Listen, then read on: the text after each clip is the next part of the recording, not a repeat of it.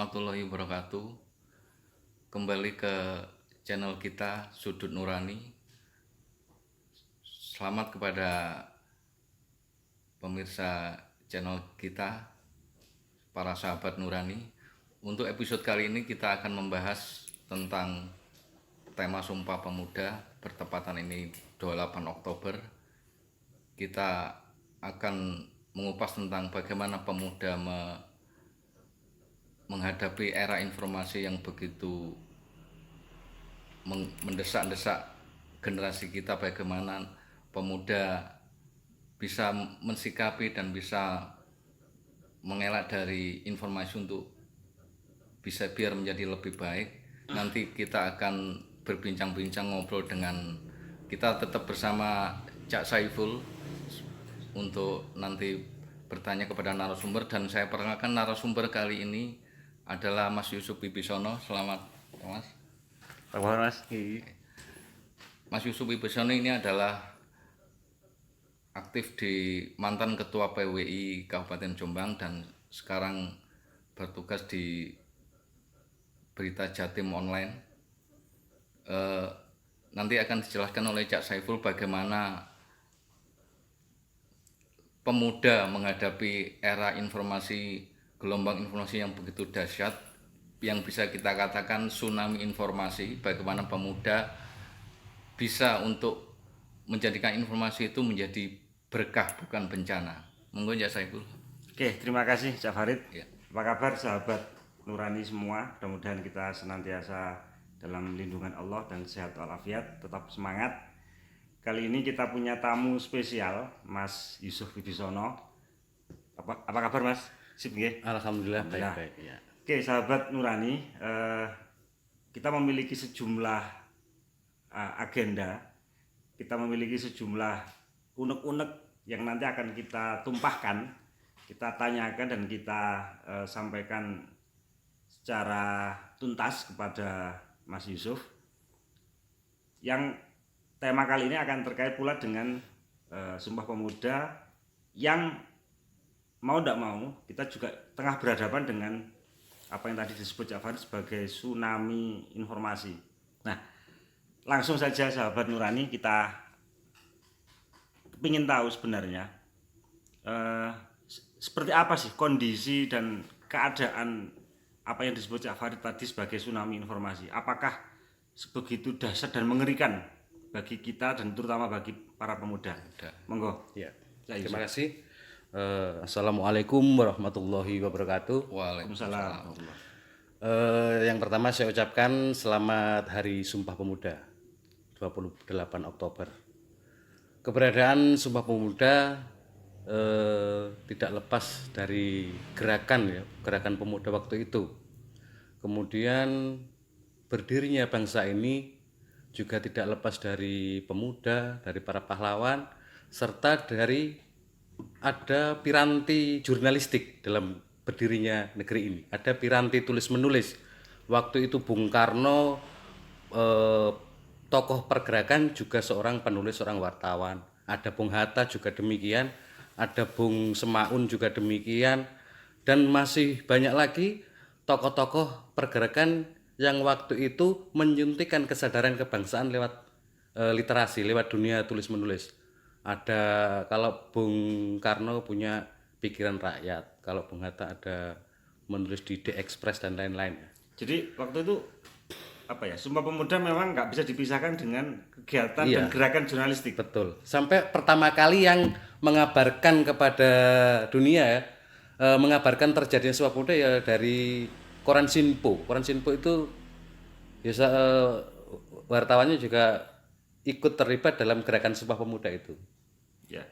Artinya waktu itu media jurnalistik yang dipandegani oleh beberapa tokoh yang tadi disebut Mas Yusuf itu memang benar-benar menjadi media yang sangat efektif untuk bukan saja menyampaikan informasi tentang Sumpah Pemuda, tapi juga mampu menularkan semangat nasionalisme. Betul Kira-kira sekali. begitu. Iya. Itu di pelopori Tirto Adisuryo ya tahun 1912-an lewat Serikat Medan Priayi, koran Medan Priayi itulah. Itu berisi pribumi isi-isinya ya menyadarkan masyarakat bahwa kita ini loh sedang terjajah lewat tulisan-tulisan itu. Jadi jurnalistik waktu itu juga dalam tanda kutip ya memprovokasi sekaligus menyadarkan kondisi real yang sedang dihadapi bangsa Indonesia. Di mana waktu itu kita memang sedang terjajah. Iya. Dan jurnalistik ambil peran di situ, Ambil Mas, peran ya? di situ.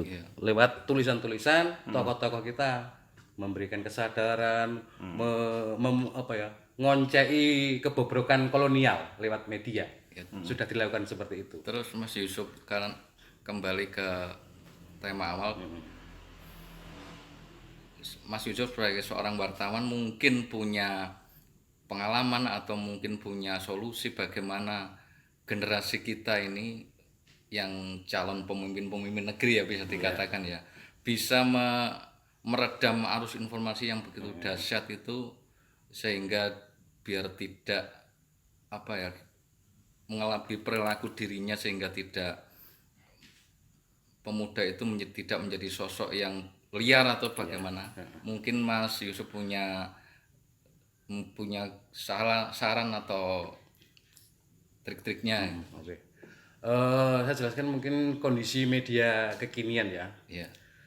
Dimulai dari orang dulu mencari informasi itu kan lewat pengembara turun gunung dia memberi informasi Dari mulut ke mulut gitu. di domain tertentu, kemudian meningkat lewat media ya, koran tadi dominasi memberi informasi, dominasi wartawan dulu. Ya. Cuma 10 tahun terakhir ini kan ada perkembangan teknologi yang cukup cepat, terutama teknologi internet ya. Itu berdampak juga dalam wilayah informasi. Orang sekarang mungkin jarang sekali ya pagi-pagi minum kopi sambil baca koran, itu kan mulai hilang. Apa sejak kebebasan pers itu ya bisa dikatakan. Itu juga terutama teknologi ya, teknologi informasi. Kalau menurut tokoh pers Amerika Bill Kovac itu situasi zaman ini situasi tsunami informasi. Jadi kalau dulu itu kan umpamanya ini bukit ya, ini masyarakat, informasi wartawan menyuguhkan. Orang menunggu apa ya yang hari ini yang muncul. Cuma hari ini tembok redaksi itu jebol, tembok Bukit tadi itu jebol. Akhirnya informasi itu seperti air bah.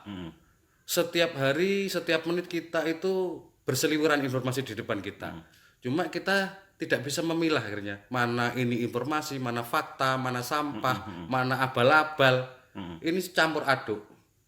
Sehingga ya hoax hari ini semakin supaya meningkat. nyambung dengan konteks dan latar belakang sejarah Sumpah Pemuda, berarti boleh enggak ini kita sebut sebagai keadaan yang memang kontradiktif antara media zaman ketika Sumpah Pemuda itu bangkit dengan media yang sekarang sedang mengalami badai atau tsunami informasi, Mas Yusuf? Carut marut itu. Iya. Ya harus menyesuaikan ya. Di tingkatan wartawan pun ada perubahan.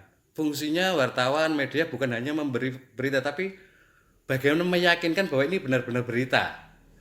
Sebagai penjernih di sini ya. Ketika ada arus yang sedemikian rupa, munculnya media ini sebagai penjernih, ini yang benar, ini berita yang benar, ini yang salah, ini sampah, ini informasi itu.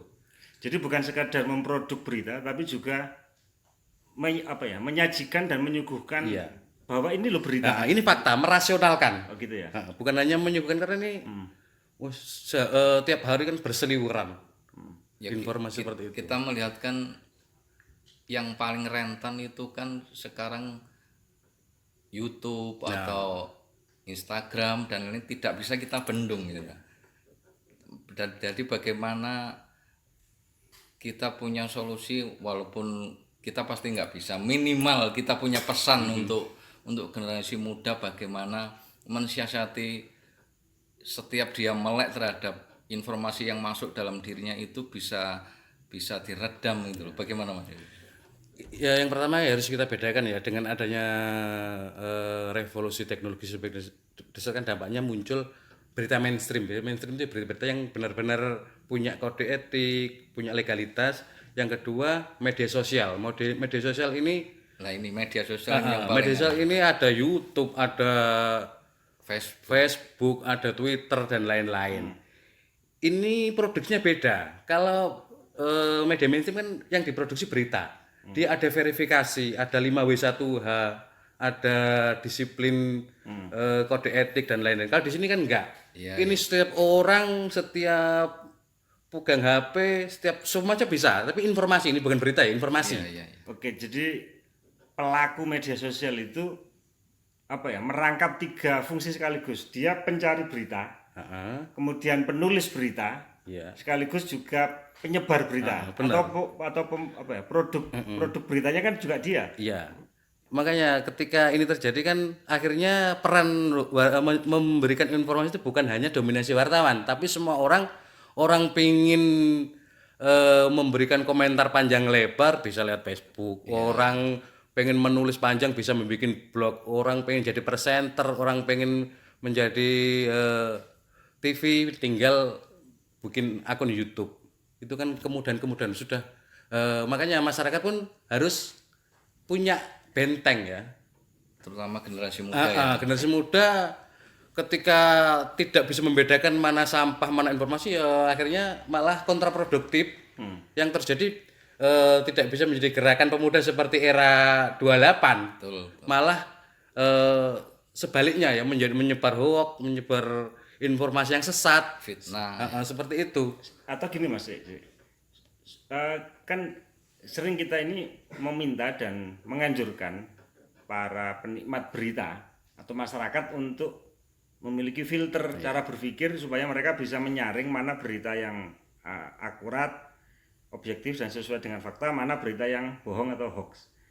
Nah, apakah juga akan lebih baik kalau itu juga diimbangi oleh para pelaku tadi, terutama para netizen, para pengguna media sosial? Mereka kan juga mestinya harus memiliki filter juga cara berpikir supaya mereka juga ketika mencari berita, menulis berita dan memproduk berita itu juga berita-berita yang berkualitas, yang tidak katakanlah tidak sampai menyebar kebohongan atau semakin memperbanyak jumlah hoax dan seterusnya. Berarti kan kedua-duanya harus ada ini ya, harus ada penyaring cara berpikirnya.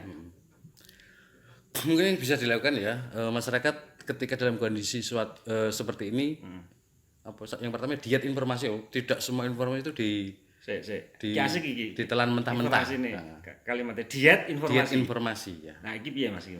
Ya itu tadi menyaring inti yang berguna, mana yang ini tidak berguna, itu kan bisa diseleksi. Kalau di media mainstream itu lebih mudah Pak Pul, karena Dewan Pers itu mengeluarkan mana media yang sudah terverifikasi. Terverifikasi itu ya sehat medianya, wartawannya kompeten. Karena di wartawan itu harus kompeten ya, ada uji kompetensi yang digelar oleh Dewan Pers. Kompetensi wartawan. Kompetensi wartawan itu ada, nanti akan dikeluarkan surat bahwasanya si A kompeten. Medianya juga begitu, media yang kompeten akan diberi tanda, diberi barcode. Media online, media cetak, seperti itu. Baik. Untuk Mas Yusuf, saya mungkin ada pesan kecil untuk ending acara ini, pesan kecil untuk generasi muda menghadapi informasi, poin yang paling penting sebelum nanti Pak Ipul menyimpulkan pembicaraan ini. Untuk pemuda ya yang pertama harus paham literasi lah, gerakan literasi itu, karena semakin banyak kita membaca pengetahuan itu kan ketika ada hoax ya udah gak mempan karena kita sudah paham. Betul.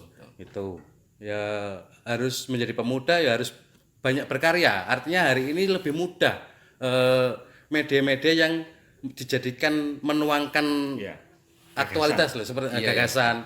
Kalau dulu kan orang nulis di koran itu susahnya sangat susah ya. Kalau sekarang dengan banyaknya media itu kan lebih mudah. Semua bisa jadi penulis ya. Di bisa Facebook, menjadi wartawan di IG, itu kan tinggal ya. Tapi yang positif. Yang positif. Ketika positif kan bisa mengulang generasi-generasi dulu ya. Pemuda-pemuda yang progresif, yang bisa bersatu melawan kolonialisme itu kan.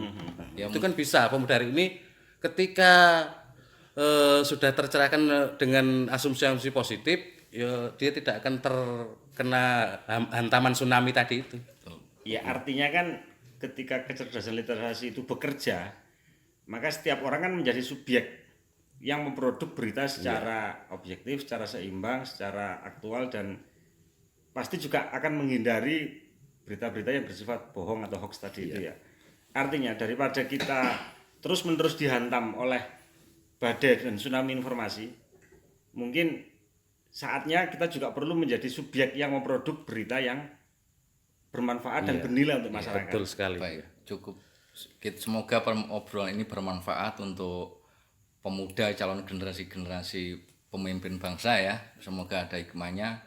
Dan terima kasih atas kedatangannya Cak Yusuf. Matur nuwun. Semoga nanti kita undang kembali ya. Bisa Terima hadir. kasih ya. Demikian, terima kasih untuk sahabat-sahabat Nurani. Semoga episode berikutnya kita akan menghadirkan tema-tema yang bisa bermanfaat untuk pembaca dan Nurani, sahabat Nurani semuanya. Dari saya dan Cak Saiful, juga Cak Yusuf sebagai narasumber. Wassalamualaikum warahmatullahi wabarakatuh.